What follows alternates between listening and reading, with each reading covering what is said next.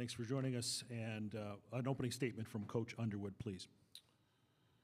Yeah, that game was decided at the start of the game and the start of the second half. And pretty much described by 26 points off turnovers. So 13 of our 14 turnovers were live ball. You can't turn the ball over. And give them credit. I think this is Lamont Butler's 12th NCAA tournament game.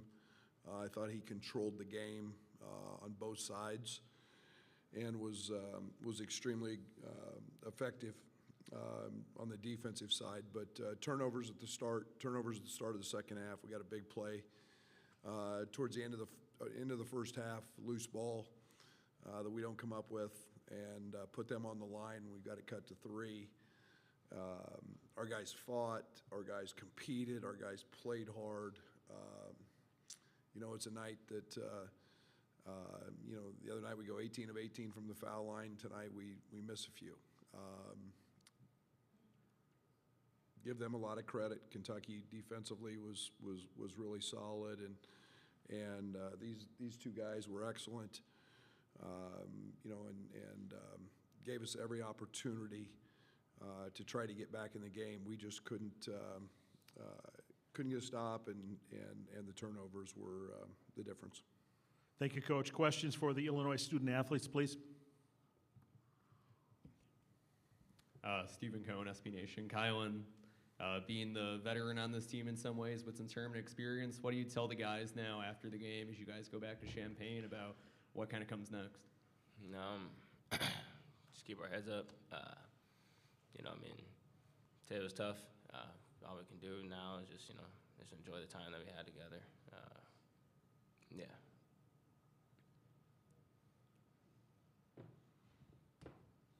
Steve McGargy, Associated Press. For either of you, just what was Kentucky's defense doing that was kind of bothering y'all, throwing you off balance there in the first 5-10 minutes of the game? I'd say they were just really, really, really intense from the jump. In our stuff, they're making stuff uncomfortable for us. Coach has been saying it, shocking your central nervous system.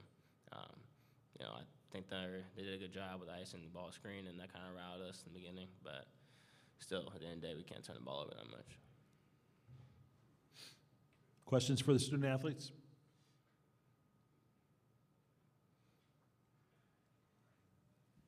That's for you, Kylan. I just want to get your thoughts on up-down season, but I want to see what you're most proud of with the team this year. I think just persevering through everything throughout the year. We're really, really young. We had a lot of forks in the road for all of us, individually and as a team, but at the end of the day, I feel like for how young we were, we persevered. Fought through adversity, leaned on this dude right here, and leaned with each other, put into confidence with one another each and every day. Tommy, can you talk about what this experience has been like coming a year ago, not maybe as familiar with what this would be like, and now having experienced all of it for a whole season? It was a great experience. I really liked it here, and even though we didn't finish the season how we wanted to, but still a great experience. I'm glad that I was a part of this team, this group, and yeah, we'll come back.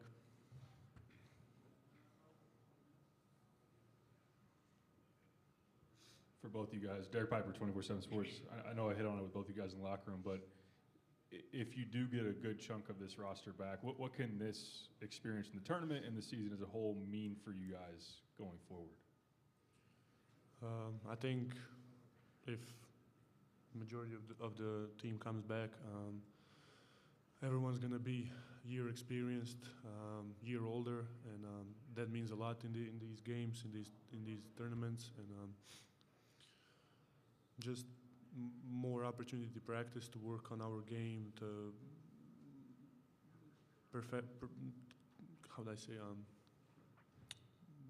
do our offense more detailed, defense, everything, and just be better. We'll let these guys go. Thank you very much. Appreciate it. Questions for Coach Underwood, please?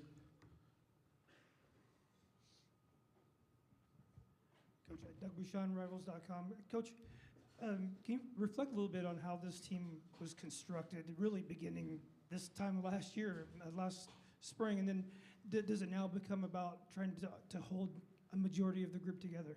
It's always about that. Unfortunately, we don't have a lot of control over that. You know, I think the one thing we knew last year was we were very old. I think there's a balance, you know, in terms of age and experience and youth and trying to figure that out. You know, I thought we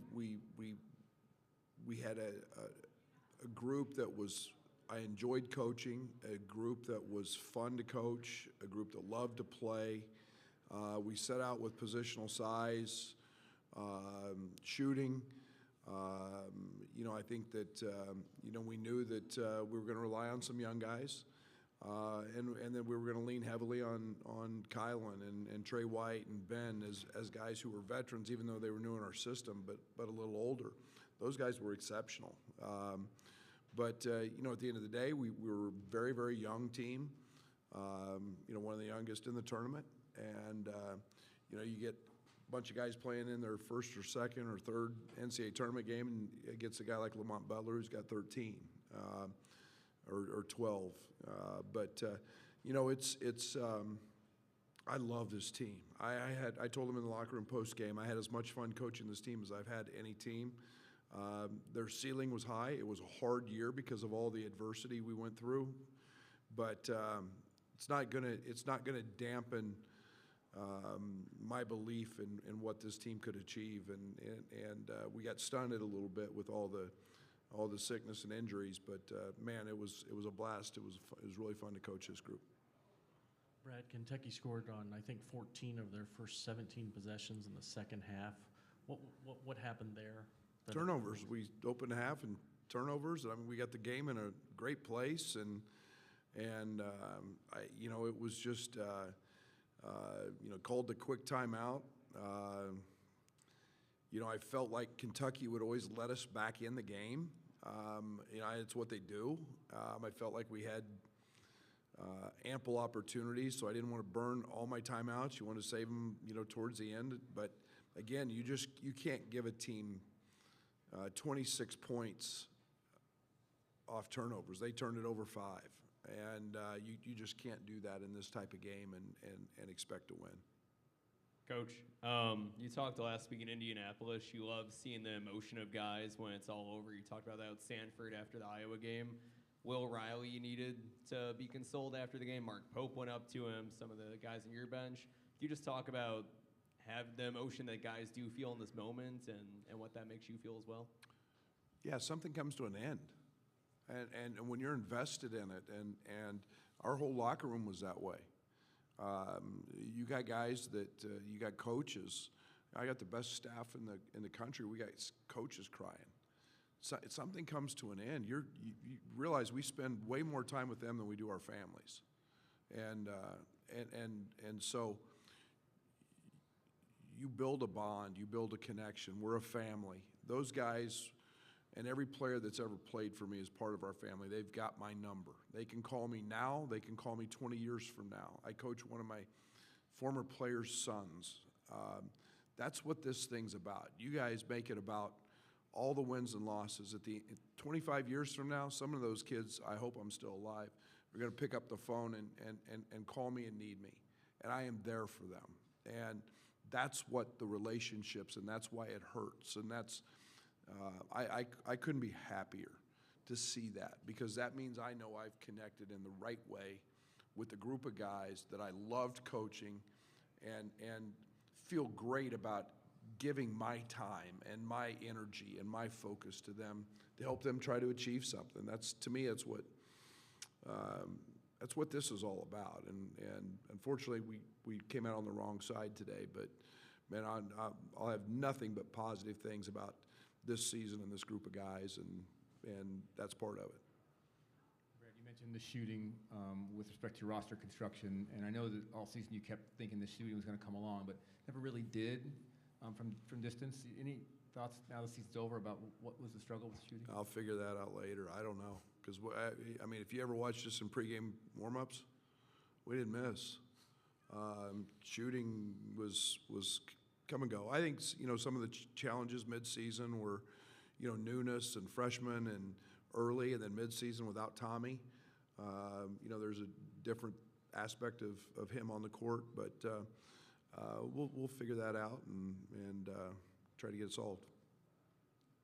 Hey, Brad, John Huang, NOLA Media. I know you had film on Kentucky center Amari Williams, but a lot of other coaches have said that when they see him in person, he's just a lot bigger, a lot more mobile. What does he do for their team, and how far do you think Kentucky can advance? Oh, I think as far as Lamont wants to take him, I think they're really good. I think they're old, they're experienced. I think Lamont gives them leadership. I think he's very good. We saw Amari as a freshman, when he was at LaSalle. So it wasn't any shock there. He's just 5 years older and more mature, but he's got great length and size. He's a very unselfish player, willing passer. So he allows Brea and Ortega and those guys to cut and move, and he affects the game. He impacts it. There's no doubt. Very good player, and I think they can beat anybody. Brad, Zambander Sporting News, just one for me over here. Just curious, obviously his season ended a little bit shorter than what you wanted. You obviously made it to the Elite Eight last year. Could you just kind of talk about the evolution of the last few years and where do you kind of see this team heading with roster construction kind of being a little bit different next season and moving forward? Yeah, let me say this when it comes to teams. I came here to win a national championship, okay? And I think the one thing that will never change with me is that, okay? We're trying to do that. But to do that, you have to have a great program. And I count COVID, unlike everybody else who doesn't, because we got a banner that should be hanging in our gym that we got screwed out of in that deal. And then we've got 6 straight NCAA tournaments. To me, that's about building a program of consistency, of culture. And I think the one thing that I take my work ethic is to build a great program and to just keep getting here. Gives you a chance.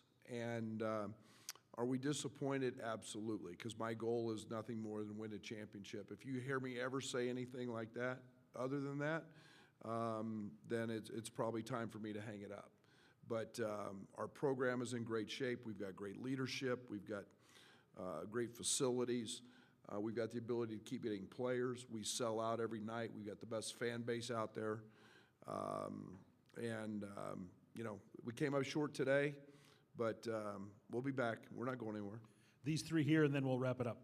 Go ahead. Derek Piper, 24/7 Sports. Brad, what is your hope as far as a carryover from this experience for the guys that could come back? Obviously, KJ and Will have decisions to make, and everybody does nowadays. But just ideally, what do you hope that this will then propel itself into? Yeah, experience, carryover. It's one of the challenges of getting older, is having carryover in your program. That's the young man from Iowa. He spent 4 years there. I hope that that's the case with certain guys. I think we'll have conversations with guys and see where it's at. It's a complicated process in today's world. The portal opens tomorrow. A lot of rest.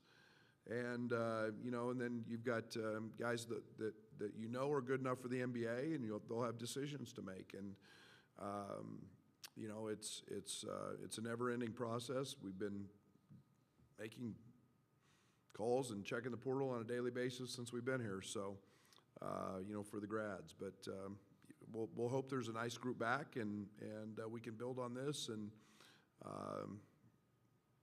try to win a national championship. 2 more. Go ahead. Brian T., Chicago State of Mind. Brad, you talked about the adversity of the season. Just wanted to get your thoughts on just looking back at the season as a whole. What's been the thing that's made you the most proud? Yeah, they never quit. We hit some speed bumps now, and if you've got a little bit of a shaky locker room with character, we could have gone south pretty easy. And my 38 years, I haven't seen anything like I saw this year. I hope I don't see it for another 38 because it was challenging. Just the ability to practice some days.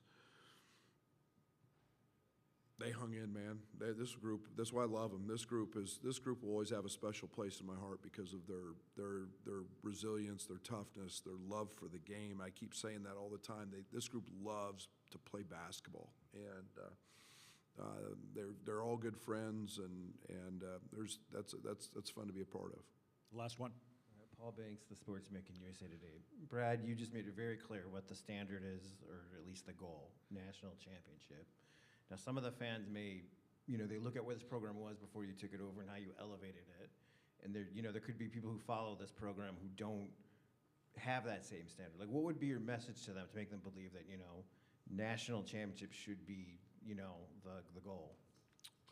Well, if they haven't heard me say that before, then they're probably not our fans. Because I've said it since the day I got here, my introductory press conference, and I'm going to keep saying that. And I think we've built something that is can stand the test of time. I think our program, our fans,